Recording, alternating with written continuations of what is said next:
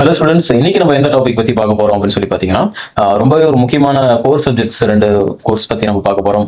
என்னங்கிறது இங்க தமிழ்ல பார்த்துருப்பீங்க. மெக்கானிக்கல் விசஸ் இசி, இந்த ரெண்டு முக்கியமான சப்ஜெக்ட்ஸ் பத்தி நம்ம பார்க்க போறோம். இந்த ரெண்டு கோர்ஸ்ல எந்த கோர்ஸ்க்கு பயங்கர டிமாண்ட் இருக்கு, அதாவது வேலை வாய்ப்புகள் ரொம்ப அதிகமா இருக்க போகுது, கவர்மெண்ட் ஜாப்ஸ் எப்படி இருக்கும் அண்ட் சேலரி ரேஞ்சஸ் எப்படி இருக்கும் அப்படிங்கறத பத்தி கம்ப்ளீட்டா டிஸ்கஸ் பண்ணலாம்.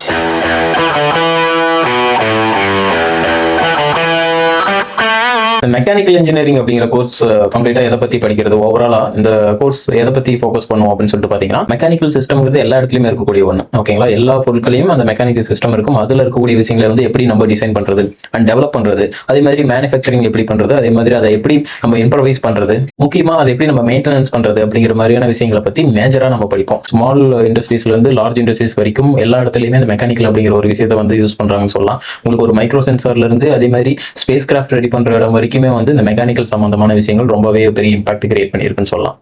ஓகே, இப்போ இந்த கோர்ஸ் நம்ம படிக்கணும் அப்படிங்கிறப்ப நமக்கு என்ன எலிஜிபிலிட்டி அப்படின்னு சொல்லி பாத்தீங்கன்னா, நீங்க பிளஸ் டூல ஒரு சயின்ஸ் ஸ்ட்ரீம் ஒரு ஒகேஷனல் குரூப் நீங்க எடுத்து படிச்சிருந்தாலுமே, முக்கியமா மேத்தமெட்டிக்ஸ் சப்ஜெக்ட் நீங்க படிச்சிருக்கீங்க அப்படின்னா மெக்கானிக்கல் இன்ஜினியரிங் எடுத்து பண்ணலாம். வாட் எவர் நீங்க எந்த ஒரு இன்ஜினியரிங் கோர்ஸ் எடுத்துமே படிக்கலாம். அதே மாதிரி இந்த கோர்ஸ் பொறுத்த வரைக்கும் ஒரு 4 இயர் டியூரேஷன் இருக்கக்கூடிய கோர்ஸாகவும் இருக்கு. எலக்ட்ரானிக் கம்யூனிகேஷன் இன்ஜினியரிங் இந்த கோர்ஸ் பாத்தீங்கன்னா ரொம்ப ஒரு டிமாண்ட் இருக்கக்கூடிய கோர்ஸ். இந்த காலகட்டத்துக்கு பாத்தீங்கன்னா மாணவர் வந்து நிறைய பேர் எடுக்கக்கூடிய கோர்ஸாகவும் இருக்கு.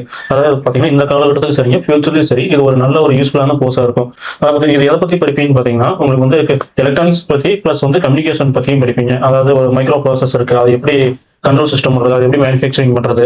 அது மட்டும் இல்லாம இப்போ நீங்க ஃபார் எக்ஸாம்பிள் பாத்தீங்கன்னா ஒரு மொபைல் பேசுறீங்க, அது வந்து ஒரு டவர் மூலியமா இன்னொருத்துக்கு போய் கனெக்ட் ஆகுது இல்ல, அந்த டவர் சிக்னல் ப்ராசஸிங் அதை பத்தி முக்கியமா படிப்பீங்க. இந்த கோர்ஸுக்கான எலிஜிபிலிட்டி என்னன்னு பாத்தீங்கன்னா, நீங்க வந்து 12th கண்டிப்பா மேக்ஸ் குரூப் எடுத்து படிச்சிருக்கணும். 12th முடிச்சிட்டீங்க, அடுத்து வந்து ஈஸி கோர்ஸ் சேர்றீங்க அப்படின்னா அதுக்கு உண்டான டியூரேஷன் என்னன்னு பாத்தீங்கன்னா 4 இயர்ஸ். இந்த 4 இயர்ஸ்லேயே பார்த்தீங்கன்னா உங்களுக்கு வந்து தியரட்டிக்கல் வந்துடும், ப்ளஸ் வந்து ப்ராக்டிக்கல் வந்துடும். ஃபைனல் இயர்ல பார்த்தீங்கன்னா நீங்கள் வந்து ப்ராஜெக்ட் மாதிரி எடுத்து பண்ணுவீங்க. மெக்கானிக்கல் இன்ஜினியரிங்ல சிலபஸ் பொறுத்த வரைக்கும் எது மாதிரியான கோர் சப்ஜெக்ட்ஸ்லாம் இருக்கும் அப்படின்னு சொல்லிட்டு பார்த்தீங்க அப்படின்னா, engineering mechanics, thermodynamics, fluid mechanics, strength of materials பற்றியும், ஹீட் ட்ரான்ஸ்ஃபர் பற்றியும் and microprocessor, microcontroller பற்றியும், இது மாதிரியான மேஜரான சப்ஜெக்ட்ஸ்லாம் இருக்குமே. இதே மாதிரி நிறைய சப்ஜெக்ட்ஸ் இருக்கு. அண்ட் தென் பார்த்தீங்கன்னா, நீங்கள் மெயினாக உங்களோட ஸ்கில்லை எந்த விதத்தில் டெவலப் பண்ணிக்கணும் அப்படின்னு சொல்லி பார்த்தீங்கன்னா, டெக்னிக்கலாகவும் சாஃப்ட் ஸ்கில்ஸும் வந்து நீங்கள் ரொம்பவே இம்ப்ரவைஸ் பண்ண வேண்டியதாக இருக்கும். மெக்கானிக்கல் இன்ஜினியரிங் பொறுத்த வரைக்கும் நீங்க ஒரு ஜாப் பாக்குறீங்க அப்படிங்கிறப்போ எது மாதிரியான ஜாப் ப்ரொஃபைல்ஸ்ல இருக்கும் அப்படின்னு சொல்லி பாத்தீங்கன்னா, ஆல்சோ நீங்க private and government sectors both ஆஃப்லயும் நீங்க வந்து ஒர்க் பண்ணலாம்.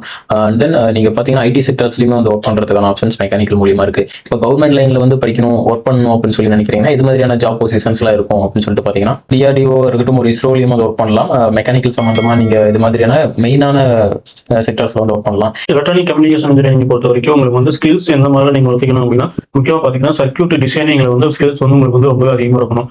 அது எப்படி டிசைன் பண்றது, மேனுஃபேக்சரிங்ல எப்படி பண்றது, அது மாதிரி எம்பெடட் சிஸ்டம் பத்தி உங்களுக்கு வந்து நாலேஜ் நல்லா இருக்கணும். அடுத்து பாத்தீங்கன்னா இன்னொரு முக்கியமான விஷயம் என்னன்னு பாத்தீங்கன்னா சிக்னல் ப்ராசஸிங், அதை பத்தின ஸ்கில்ஸ் வந்து உங்களுக்கு வந்து நிறையவே இருக்கணும். இப்போ கோர்ஸ் முடிக்கிறீங்க, அடுத்து வந்து நீங்க ஒரு ஜாப்புக்கு போறீங்க அப்படின்னா அந்த ஜாப்போட சேலரி வந்து பேரம் எந்த மாதிரி இருக்குன்னு பாத்தீங்கன்னா மினிமம் வந்து ஒரு 35, அதாவது 3 லட்சத்துல இருந்து ஸ்டார்ட் ஆகி 4, 5 அந்த மாதிரி ரேஞ்ச் வந்து உங்களுக்கு வந்து எக்ஸ்டெண்ட் ஆகிட்டே போயிட்டு இருக்கும். அது வந்து நீங்க ஒர்க் பண்ற இடத்த பொறுத்து, நீங்க எக்ஸ்பீரியன்ஸ் பொறுத்து உங்களுக்கு வந்து அதிகமாயிட்டே இருக்கும். அடுத்து வந்து ஒரு ஜாப் பேஸ்க்கு போகணும் கவர்மெண்ட் சைடு அப்படின்னு பாத்தீங்கன்னா, உங்களுக்கு எந்த மாதிரியான பேஸ் இருக்குன்னு பாத்தீங்கன்னா, பாரத் எலக்ட்ரானிக்ஸ் லிமிடெட்னு சொல்லுவாங்க, பிஎல், அதுல நீங்க ஒர்க் பண்ணலாம். பாரத் சஞ்சாய் நிகம் லிமிடெட், பிஎஸ்என்எல், அதுல நீங்க ஒர்க் பண்ணலாம். Indian space research services, ISRO, அதுல நீங்க ஒர்க் பண்ணலாம். டிஆர்டிஓல ஒர்க் பண்ணலாம். இது ஒரு முக்கியமான விஷயம் என்னன்னா பாத்தீங்கன்னா, நீங்க வந்து எலக்ட்ரானிக் சைடும் போனாங்க, பிளஸ் பாத்தீங்கன்னா ஐடி கம்பெனி சைடு நீங்க தாராளமா போய்க்கலாம். அதுக்கு உண்டான எலிஜிபிலிட்டி உங்களுக்கு இருக்கு. இப்போ பாத்தீங்கன்னா மெக்கானிக்கல் அண்ட் வந்து ஈசி, இந்த ரெண்டு கோர்ஸ் பத்தி முழுமையான தகவலை நம்ம தெரிஞ்சுக்கிட்டோம். மேலும் உங்களுக்கு நிறைய டவுட் இருக்கு, நான் கால் பண்ணி கேட்கணும் அப்படின்னா ஸ்கிரீன்ல ஒரு நம்பர் தெரியும், அதுக்கு நீங்க தாராளமா கூப்பிட்டு கேட்கலாம். அல்லது கமெண்ட் பாக்ஸ்ல நீங்க வந்து கமெண்ட் பண்ணலாம். Okay students, thank you.